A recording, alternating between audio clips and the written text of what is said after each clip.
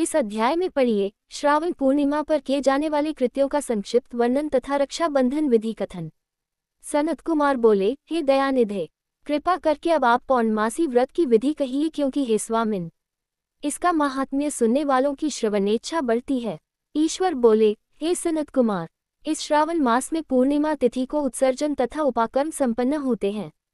पौष की पूर्णिमा तथा माघ की पूर्णिमा तिथि उत्सर्जन कृत्य के लिए होती है अथवा उत्सर्जन कृत्य हेतु पौष की प्रतिपदा अथवा माघ की प्रतिपदा तिथि विहित है अथवा रोहिणी नामक नक्षत्र उत्सर्जन कृत्य के लिए प्रशस्त होता है अथवा अन्य कालों में भी अपनी अपनी शाखा के अनुसार उत्सर्जन तथा उपाकर्म दोनों का साथ साथ करना उचित माना गया है।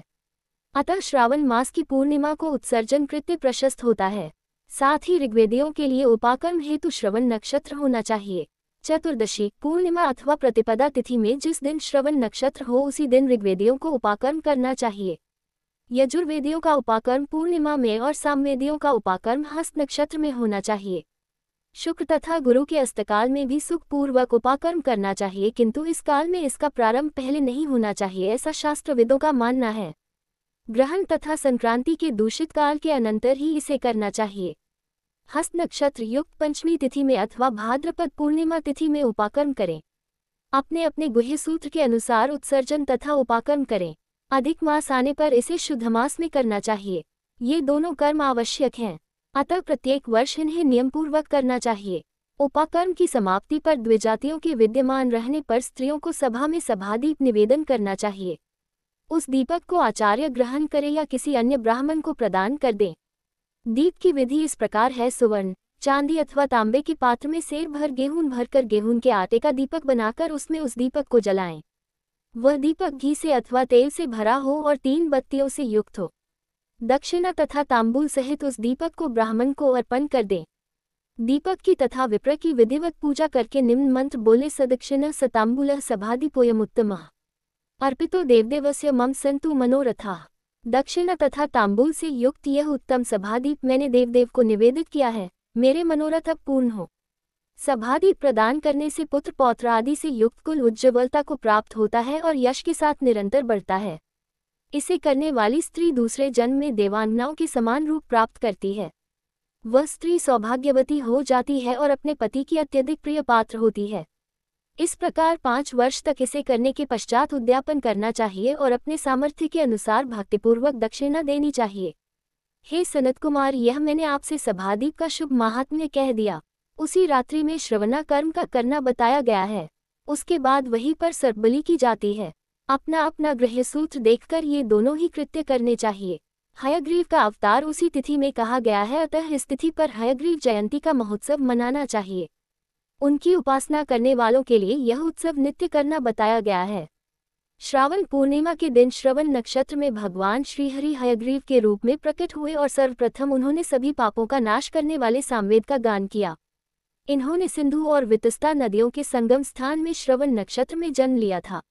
अतः श्रावणी के दिन वहां स्नान करना सभी मनोरथों को पूर्ण करने वाला होता है।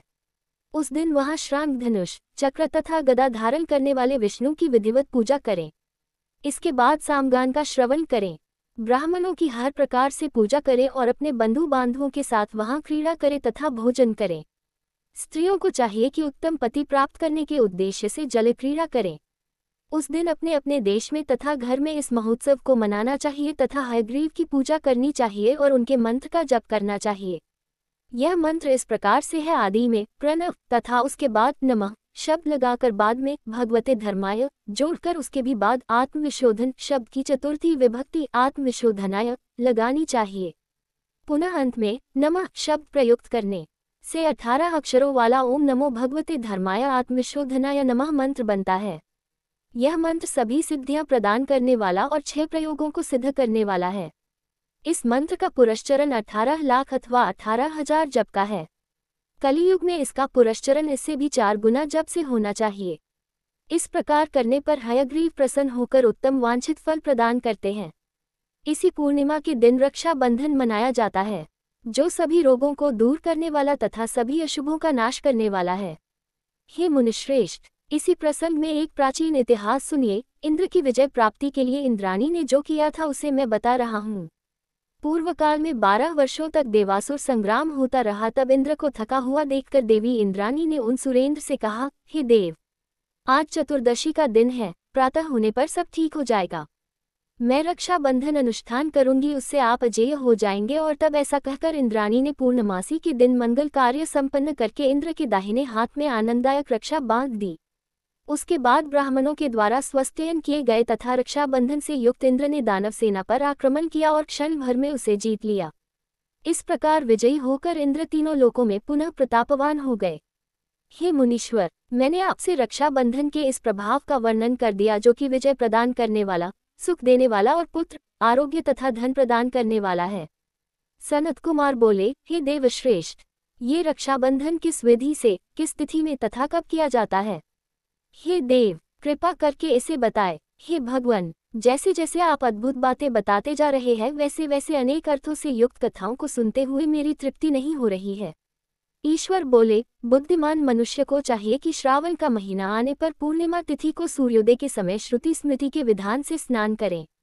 इसके बाद संध्या जप आदि करके देवताओं, ऋषियों तथा पितरों का तर्पण करने के बाद सुवर्णमय पात्र में बनाई गई, सुवर्ण सूत्रों से बंधी हुई, मुक्ता आदि से विभूषित, विचित्र तथा स्वच्छ रेशमी तंतुओं से निर्मित, विचित्र ग्रंथियों से सुशोभित, पदगुच्छों से अलंकृत और सर्षप तथा अक्षतों से गर्भित एक अत्यंत मनोहर रक्षा अथवा राखी बनाए। इसके बाद कलश स्थापन करके उसके ऊपर पूर्ण पात्र रखे और पुनः उस पर रक्षा को स्थापित कर दे। उसके बाद रम्य आसान पर बैठकर सुहृदजनों के साथ वारांगनाओं के नृत्यगान आदि तथा क्रीड़ा मंगल कृत्य में संलग्न रहे। इसके बाद यह मंत्र पढ़कर पुरोहित रक्षाबंधन करे। यन बधो बलि राजा दानवेंद्रो महाबलः तेन त्वामनुबद नामी रक्षे माँ चल। जिस बंधन से महान बल से संपन्न दानवों के पति राजा बलि बांधे गए थे, उसी से मैं आपको बांधता हूँ, हे ऋक्षे। चलायमान मत हो। ब्राह्मणों, क्षत्रियों, वैश्यों, शूद्रों तथा अन्य मनुष्यों को चाहिए कि यत्नपूर्वक ब्राह्मणों की पूजा करके रक्षाबंधन करें। जो इस विधि से रक्षाबंधन करता है वह सभी दोषों से रहित होकर वर्ष पर्यंत सुखी रहता है।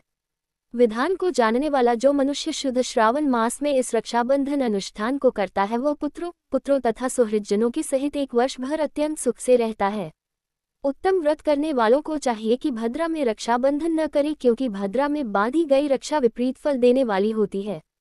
इस प्रकार श्री स्कंद पुराण के अंतर्गत ईश्वर सनत कुमार संवाद में श्रावण मास महात्म्य में उपाकार मोत्सर्जन श्रवणा कर्म सर्पब्लिसभादि भयग्रीव जयंती रक्षा बंधन विधि कथन नामक 21वां अध्याय पूर्ण हुआ।